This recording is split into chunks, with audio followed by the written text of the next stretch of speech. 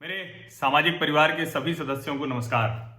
बिहार विधानसभा की सीटों की मैं चर्चा कर रहा हूं और अब मैं बात करने जा रहा हूं पश्चिमी चंपारण लोकसभा की विधानसभा सीटों की। यहां 6 विधानसभा सीटें हैं: नौतन, चनपटिया, बेतिया, रक्सौल, सुगौली और नरकटिया। अब इन विधानसभा सीटों पर क्या स्थिति बनेगी उसको हम एक एक करके समझेंगे। लेकिन पश्चिम चंपारण लोकसभा की अगर बात करें तो यहां से भारतीय जनता पार्टी के जो प्रदेश अध्यक्ष हैं डॉक्टर संजय जायसवाल, वो यहां से अभी सांसद हैं और संजय जायसवाल लगातार तीसरी बार यहां से सांसद चुने गए हैं। 2019 के लोकसभा चुनाव में करीब 60% यानी 6 लाख से ज्यादा मत पाकर वो जीते थे और उनके सामने राष्ट्रीय लोक समता पार्टी के प्रत्याशी को सिर्फ 30% मत मिले थे। यानी लोकसभा के लिहाज से कितनी ताकतवर है यहां भाजपा, वो अनुमान आपको लगता है। सबसे पहले नौतन विधानसभा की बात कर लेते हैं। नौतन विधानसभा ये वो सीट जहां पहले केदार पांडे और फिर कमला पांडे 1985 तक विधायक रहे। 90 के चुनाव में सीपीआई के रविकांत द्विवेदी ने कांग्रेस को बाहर किया तो आज तक यहां कांग्रेस जीत दर्ज नहीं कर सकी है। 90 के बाद 2005 से इस सीट पर लगातार जेडीयू का कब्जा रहा और सिर्फ 2009 के उपचुनाव में बसपा के टिकट पर नारायण प्रसाद जीत पाए थे। 2015 में वही नारायण प्रसाद भाजपा के टिकट पर जेडीयू के वैद्यनाथ प्रसाद महतो को हराकर विधायक चुने गए। यानी इस वक्त विधायक जो है वो भाजपा का है नारायण प्रसाद। भाजपा के नारायण प्रसाद को मिले थे 44% मत और जेडीयू के महतो को करीब 35%। यहां मतदान दूसरे चरण में यानी 3 नवंबर को होना है। अगर इस विधानसभा की जातीय बात करें या सामाजिक समीकरण की बात करें तो मुस्लिम और यादव वोटरों का दबदबा है, लेकिन उसके अलावा जो कोयरी, दलित और कुर्मी, इनका भी बहुत प्रभाव है। सोचिए कि मुस्लिम यादव वोटों का दबदबा होने के बावजूद यहां से राष्ट्रीय जनता दल नहीं जीत पाती है क्योंकि प्रतिक्रिया वाली सीट है ये। नौतन से भाजपा ने फिर से अपने विधायक नारायण प्रसाद को टिकट दिया है और यह सीट कांग्रेस के खाते में गई है। महागठबंधन में शेख कामरान यहां से चुनौती देंगे। चनपटिया विधानसभा 77 में कांग्रेस की विदाई यहां से हो गई थी और इस सीट से सीपीआई के बीरबल शर्मा 3 बार विधायक रहे हैं। लेकिन अब की अगर बात करें तो कांग्रेस और कम्युनिस्टों के बाद 2 दशक से करीब भारतीय जनता पार्टी का दबदबा है। 1990 में जनता दल के टिकट पर और फिर 2000 में भाजपा के टिकट पर कृष्ण कुमार मिश्रा जीते।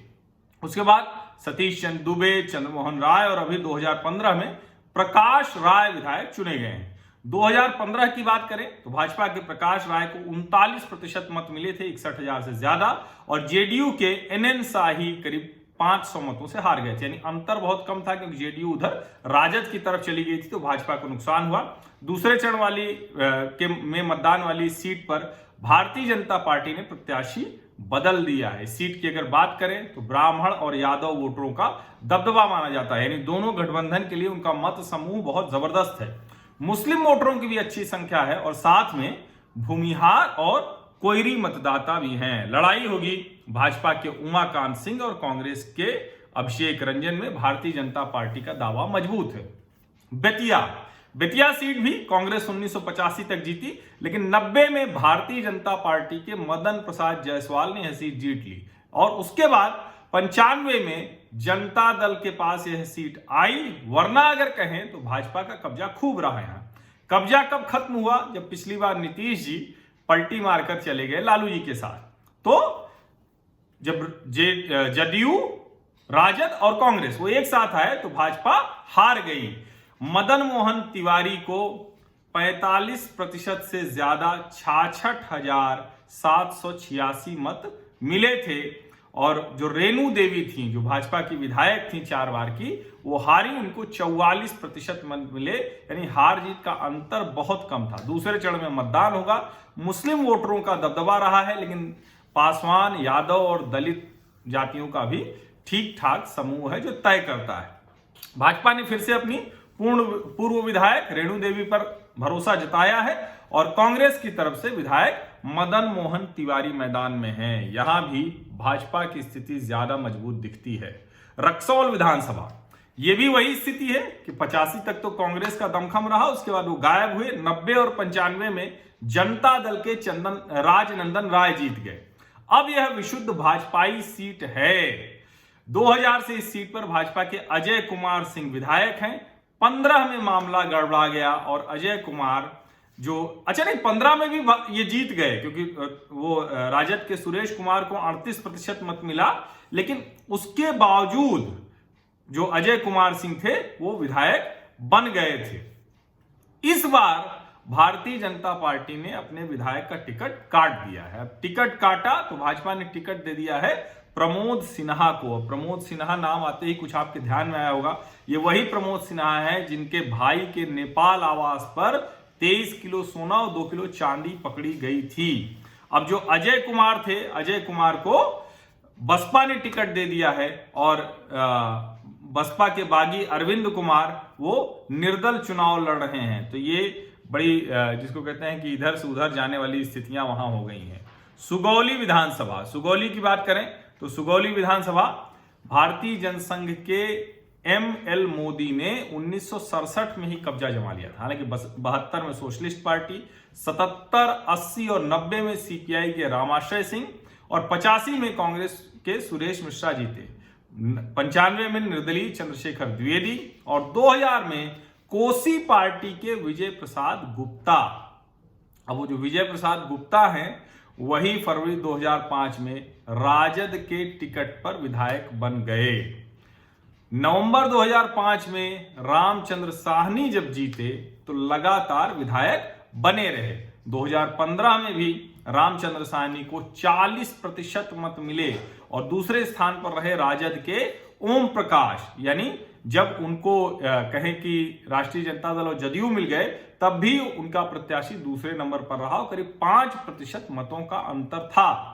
यह सीट भारतीय जनता पार्टी ने वीआईपी को दे दी है, लेकिन प्रत्याशी उन्हीं का है। भाजपा विधायक रामचंद्र साहनी ही चुनाव लड़ेंगे, वीआईपी सीट से, वीआईपी के लिए लड़ेंगे। राजद से शशिभूषण सिंह हैं और लोक जनशक्ति पार्टी ने पूर्व मंत्री जो राजद में रहे विजय प्रसाद गुप्ता उनको टिकट दे दिया है। मुस्लिम यादव सबसे ज्यादा है, इसके अलावा राजपूत और ब्राह्मण भी अच्छी खासी संख्या में हैं। भाजपा विधायक की स्थिति अच्छी है। और अगर नरकटिया विधानसभा सीट की बात करें तो यहां 2010 में जनता दल यूनाइटेड के श्याम बिहारी प्रसाद जीते थे और 2015 में ये चली गई थी राष्ट्रीय जनता दल के खाते में, क्योंकि जदयू चली गई थी राजद के साथ, तो वो शमीम अहमद जीत गए थे। अब इस सीट की अगर बात करें तो पहले 2015 का समीकरण समझ लें। 2015 में शमीम अहमद जो राष्ट्रीय जनता दल से है, जो अभी विधायक हैं, उनको 46% मत मिले थे और दूसरे स्थान पर यहां रहे थे आरएलएसपी के संत सिंह कुशवाहा जो दूसरी सीट से लड़ रहे हैं।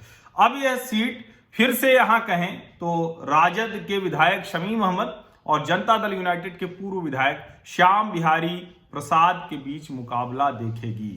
यह सीट मुस्लिम बहुल है, इसलिए राष्ट्रीय जनता दल का यहां जोर रहता है और इसके अलावा यादव और पासवान और दलित मतदाता भी तय करते हैं। कुल मिलाकर बहुत कांटे का मुकाबला होगा इस सीट पर। और ये पश्चिमी चंपारण लोकसभा थी, इसके बाद मैं बात करूंगा पूर्वी चंपारण लोकसभा की।